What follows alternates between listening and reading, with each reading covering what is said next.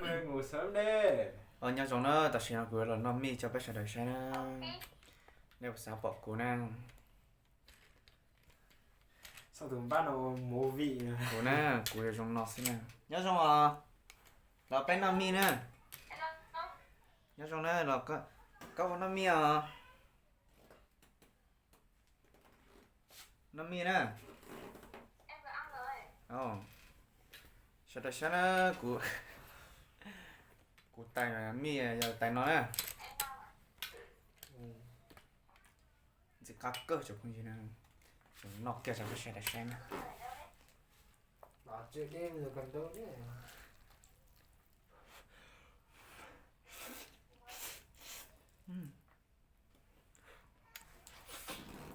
chỉ cắt cơ cho không gì nè nó tạo cái nó dễ của cho tụi bạn ga ấy cho mù nhạc khư thế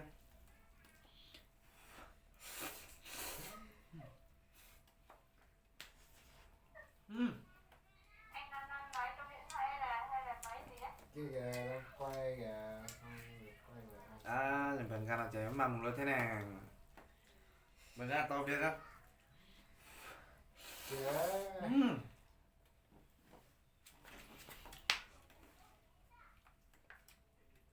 bác cần nữa bao nhiêu đó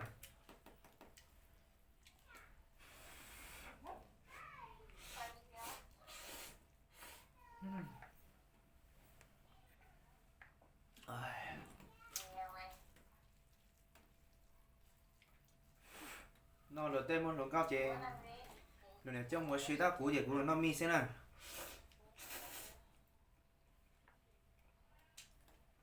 Đâu anh thấy số số cái gì à?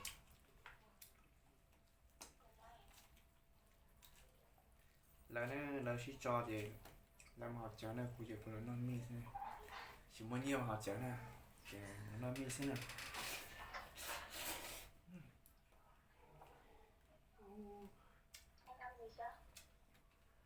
tao Anh ăn rồi.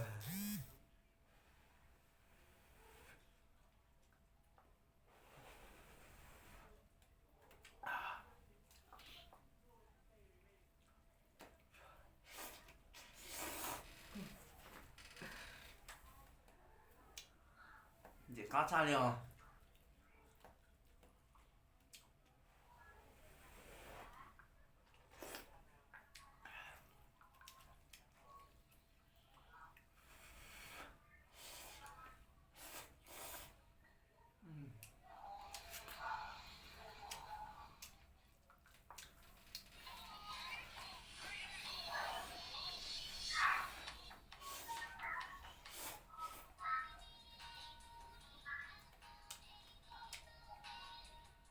Tao tiếp về nhà này chả thấy tên, tao chả biết tên là gì.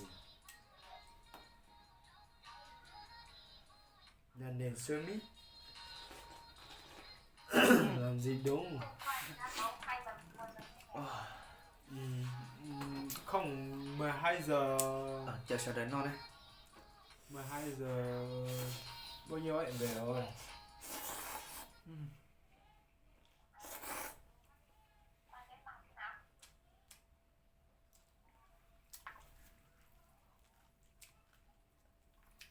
cú lên nọ bay bong cổng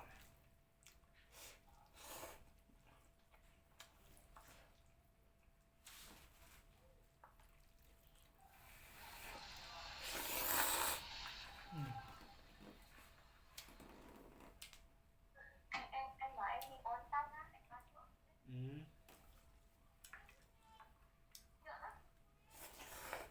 Thích thì nhuộm, không thích thì làm son son đây cũng được.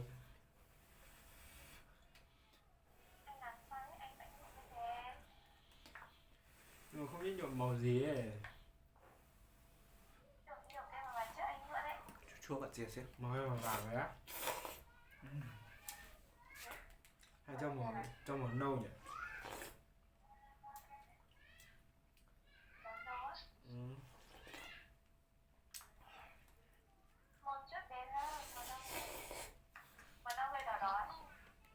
Anh còn chả nhớ màu chỗ là như nào.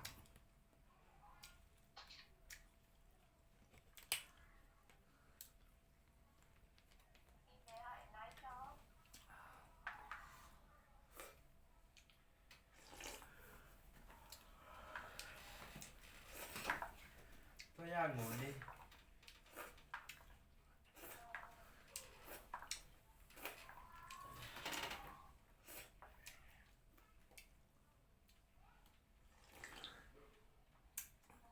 Con nào chín nọ này, cá lại.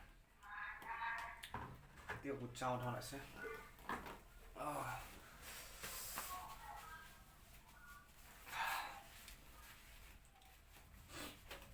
Nhớ mà kêu tụi bằng ga cho bác xe đập đó nè. Tụi bằng ga thì nhất là nó thế nào. Đấy, nhẫn là nó thế nào. Bằng ga như này nó.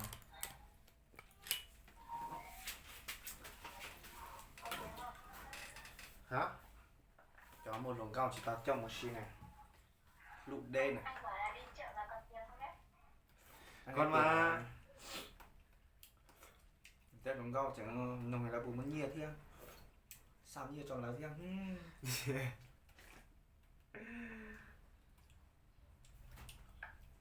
Cú nhia ta là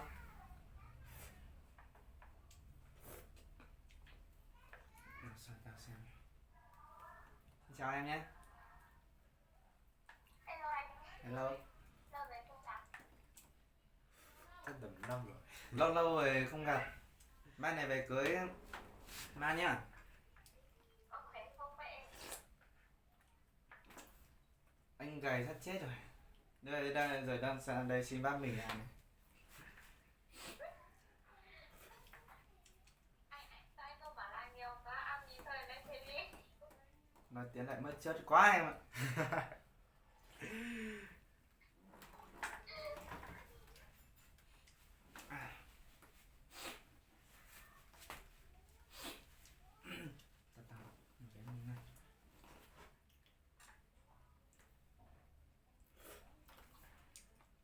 Thế nhà anh đi đây.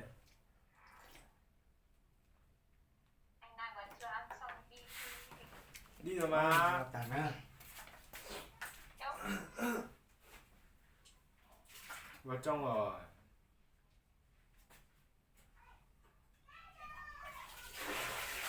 Em vào rồi. Em đi cùng nữa. Không có mạng đâu.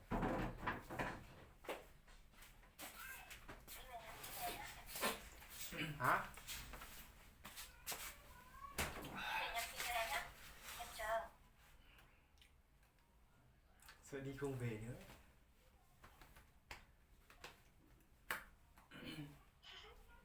Giờ làm gì? Ngồi sớm. Đi, đứng chết. Ngồi sớm đi, mai đi làm. Trả lên anh đi, anh ngủ luôn chứ ạ? Bây giờ dụng nhiệt đồ là xin ơi cho không nhìn Thì nào. đi tí xem thế nào về, còn em về thì em ngủ sớm đi, mai đi làm. Nó về sẽ mời ý đại sau. siêu. Để mua xe. Đi muộn có đi làm việc mà mua muộn ấy, đi làm thì còn không buồn ngủ mà ngủ sớm ấy. À thế à? Đúng rồi.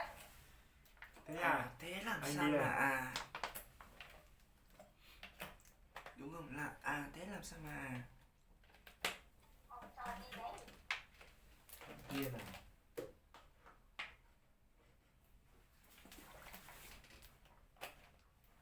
Ô, ban đầu không biết nhiều bà mà mình cả xe tao kia thiệt chỉ tao vậy.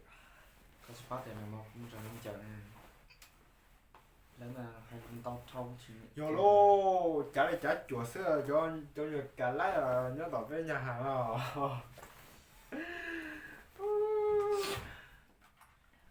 Người ta thì đã cho này chịu đó.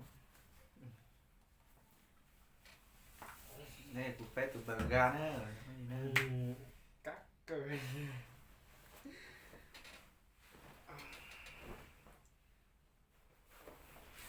Một tao thọ lắm ha, mắt thọ rồi. Mọi người đấy hiểu sợ lắm. giờ nên từ bỏ ra bằng vì nó nhỏ chỉ họ ba chia sẻ nó nhỏ nên nó sẽ dòng nó nhỏ chỉ ba đăng ký được cái nên đi thêm mua có mua giỏ một tận tên á gì là một tận tên á chị yêu bị uống cho mò vỉ thế thì bé giờ món này ít lúc bề thì bé giờ món này à Hay hay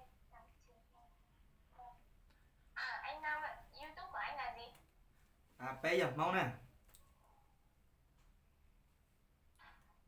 Có biết không đấy? thì YouTube là gì ạ? nè thì bé giờ món này à Ok. thì tận đây nói mình chỉ của tụi con vừa cho cú lỗ YouTube thế nè Nhớ rằng xin chị đùa à. người trong dọc cờ thế này cú lỗ ý đã thế ta sẽ chỉ một tụi con mua là xếp Vẫn xin chi đùa nè xin chi đùa bây giờ phong trừ cho phong trừ cho tụi nè cái mà xin chi đùa nhau à để ra món vị tận đây nào chỉ dây nọ xí nó thì mà xin chi đùa nè ưa muốn đặt khử nó phở. thì nó chỉ chơi plat thế chắc không cứ nó phở thế Đi có đau đấy. lúc này là mà nhưng nó sẽ nó không gì ha nó chỉ cho đi này Chắc không.